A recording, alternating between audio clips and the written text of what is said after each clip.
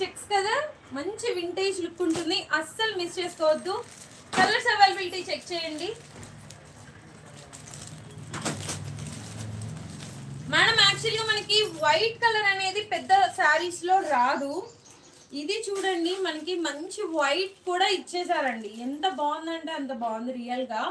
మనకి దట్టు మీకు dark violet తో హైలైట్ చేశారు.